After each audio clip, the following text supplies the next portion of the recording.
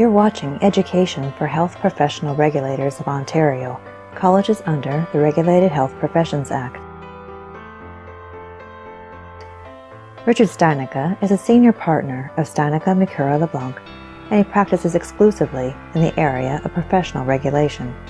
Richard is a noted author of the Complete Guide to the Regulated Health Professions Act, which, because of its comprehensive nature, has been cited by courts and tribunals, even in cases dealing with non-health professions.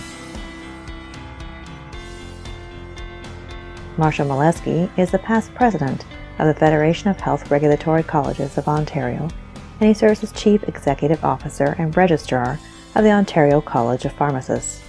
Join Marshall and Richard now as Marshall poses a number of important questions on behalf of those of us who want to know more about regulating healthcare practitioners in Ontario.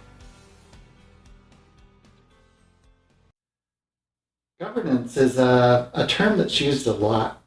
How would you describe governance in non-technical language? I would say governance is the process of developing consensus within an organization as to who does what, and then ensuring that it is done well.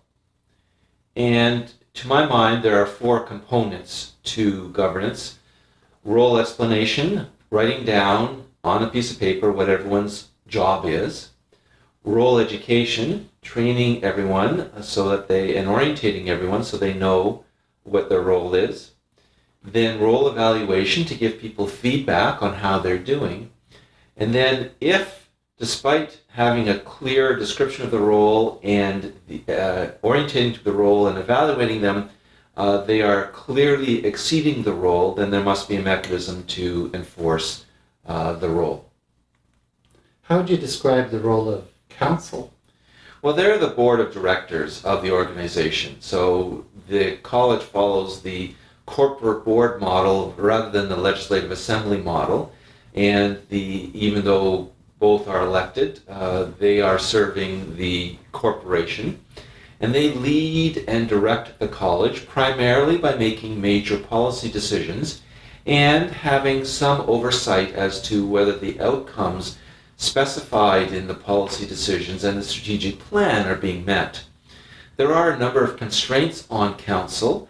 For example, they are not allowed to interfere with individual decisions by committees on individual applicants or practitioners, and they need to leave operational matters to staff. Agreed. So what would be the role of individual members of council? Well, individual members of council actively participate in council and committee meetings, and they bring their own expertise and their own perspective, which is very valuable to those discussions. But they have no individual authority.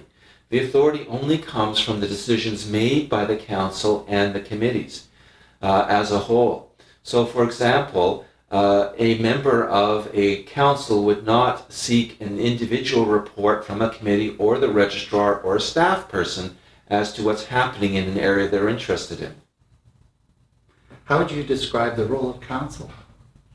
Well, colleges have to have a president and vice president. They can have other officers as well. And in essence, the president is the leader of the organization, the leader of the council, the spokesperson for the council, and facilitates the meetings of the council and the executive committee. The vice president acts on behalf of the president in the absence of the president and helps the president do their tasks as well.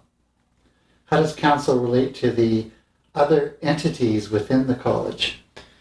It relates to other entities in the college by making major policy decisions and then monitoring whether the committees and the college as a whole are achieving the goals that they have established. So they might receive statistical reports from committees. They might look at outcome measures. For example, has the complaints and discipline process been able to whittle down its backlog?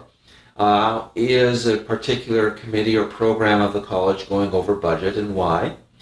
And the council relates to the registrar as a partner in the leadership of the organization. How do the officers of the college relate to others? As spokesperson, the president would communicate with others, but only in accordance with what council has directed. The spokesperson doesn't say what he or she thinks personally, they say what the organization has decided. And the president is also in frequent communication with the registrar and perhaps with other committee chairs to ensure that any issues that have been raised are communicated effectively, so that council and committee concerns could be communicated to staff through the registrar, and so that staff concerns could be communicated to council and committees through the president. Richard, can you give some examples of how individual council members relate to others? Again, I want to emphasize that they relate to others through their council or committee and not on their own. So, for example, if there is a current issue within the profession, they would think about how to get that on the agenda. They would ask that it be considered, but they would not approach, for example, the professional association on their own. And similarly, if they had a legal question, they wouldn't call the college's lawyer directly. They would work through the president and the registrar to have the connection made if it was required. How are council and committee members educated about their roles?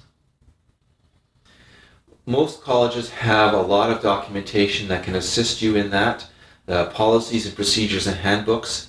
And most colleges have a formal orientation program for new council and committee members.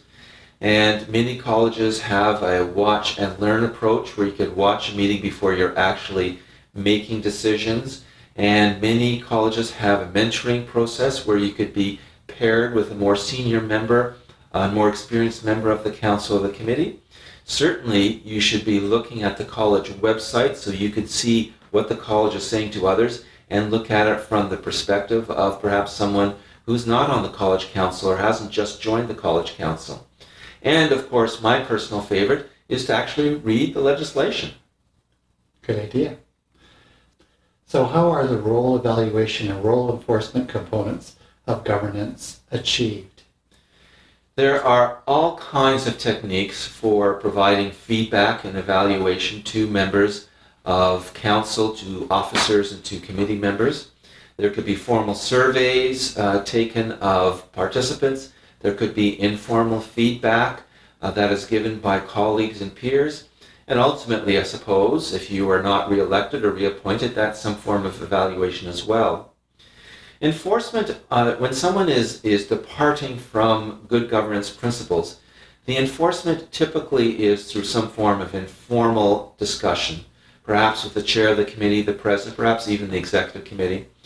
But if that is not working and the issue is becoming a problem for the effectiveness of the organization, then there can be a formal inquiry that could result in a censure or possibly even a removal of the person from the council or the committee. And for public appointees, there could possibly be removal through a cabinet resolution. Thank you, Richard.